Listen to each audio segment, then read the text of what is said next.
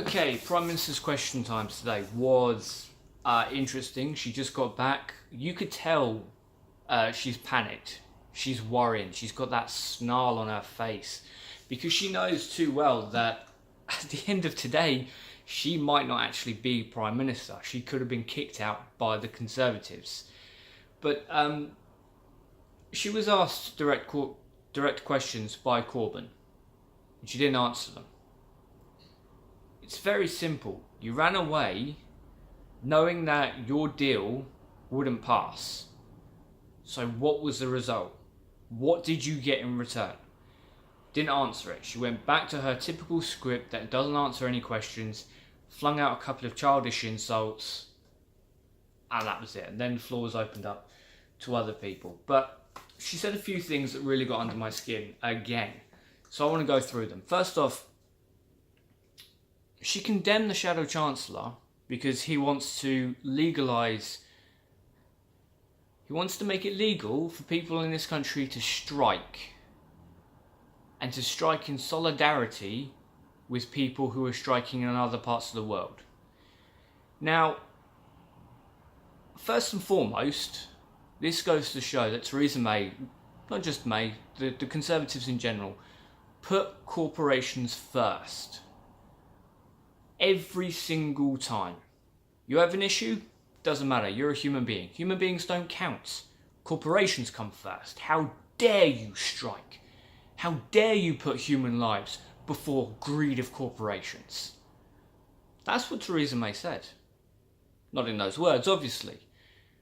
But condemning someone because they want to make solidarity in striking, in standing up for your own human and workers' rights, it's insane. Case in point, Amazon, and I'll probably bring this up a few more times. The conditions that some Americans are working who work for Amazon are appalling. A few months ago, a report was released just how bad it is, and a few of them are urinating into bottles on production lines because they're too afraid to actually go to the bathroom in case they're penalised.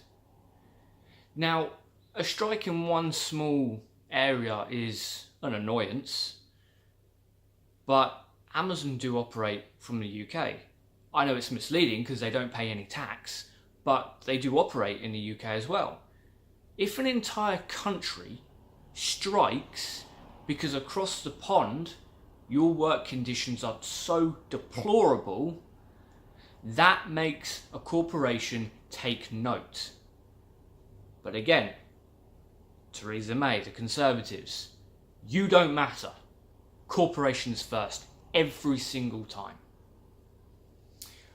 Okay, a few other points. She boasted again about more people being in work. I've said this before. There aren't more people in work. You've just rewrote the definition of it. If you have an hour's work a fortnight, that is not full-time employment. But according to the government, it is.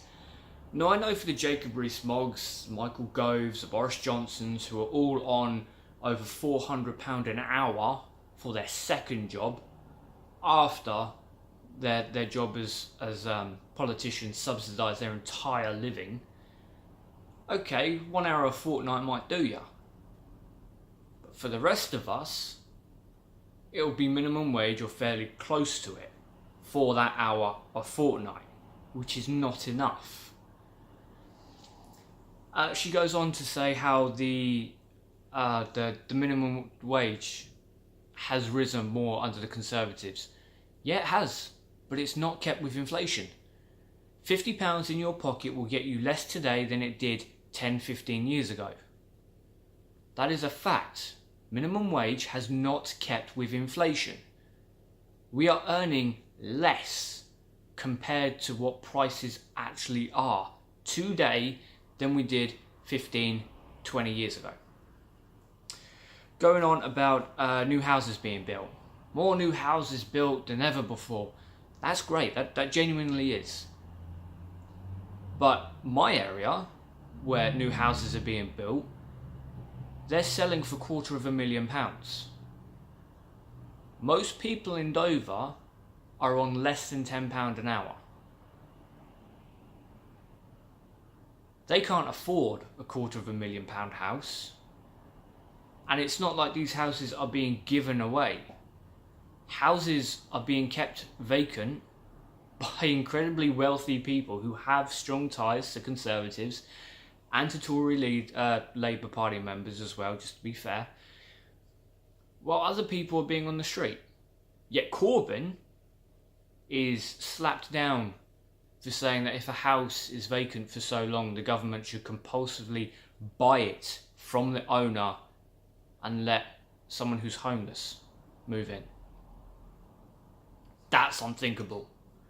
But no, you build a house for over £250,000 and then see that only the wealthy can go in there, while homelessness still soars. Okay. Crime. She brought up that there were a few new policies being put in place. That's great. And I do support that. But Theresa May is the one who, when she was Home Secretary, defunded the police.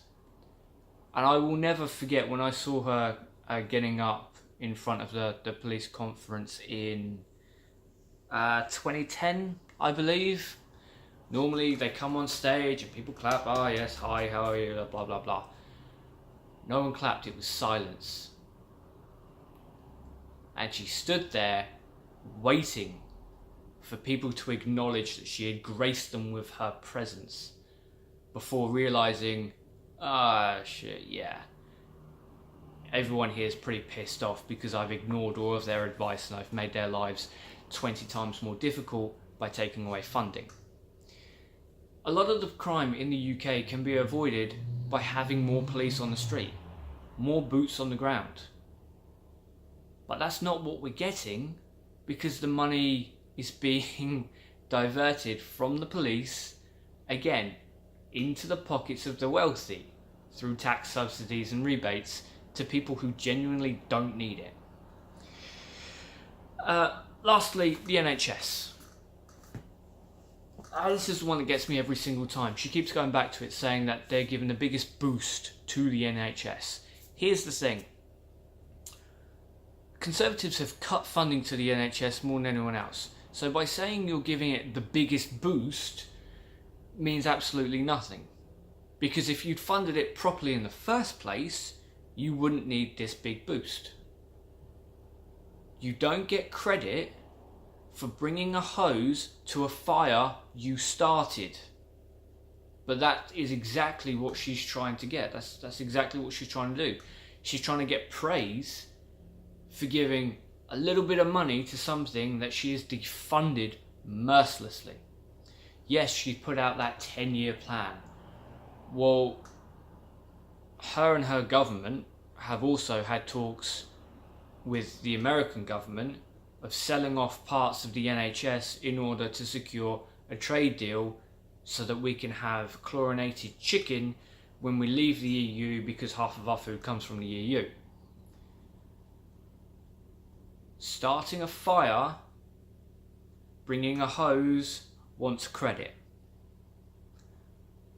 Okay, that's all I can stomach today because I've still got a lot of things to do. But again, you could see exactly where she was going. She's scared because she knows this could be her last day.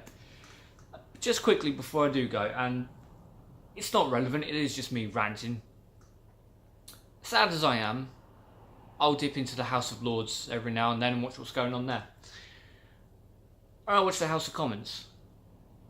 Now, first off, that big, massive House of Commons, we only get that with Brexit deals when the Prime Minister's there, when it's parliamentary pay, and that's it. Veteran suicide, practically no one there. Homelessness, practically no one there. Very clear where their priorities are. But when it is full, they don't act like adults, and it infuriates me.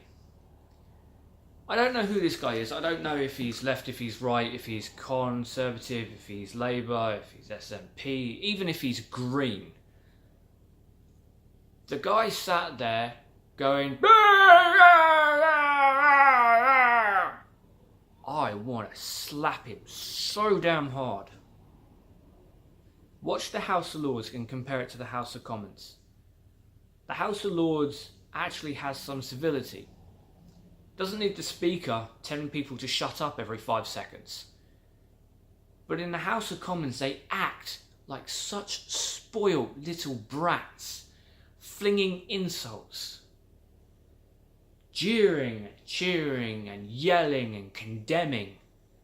Do these people not actually understand that the decisions they make in the House of Commons affects the lives of everyone in the UK? One little policy is the difference between someone who's struggling and someone who's homeless. Someone who has to decide whether or not they feed themselves or have heating. It irritates the hell out of me. I just wanted to get it off my chest. Not much relevance to the rest of this video, but needed to vent.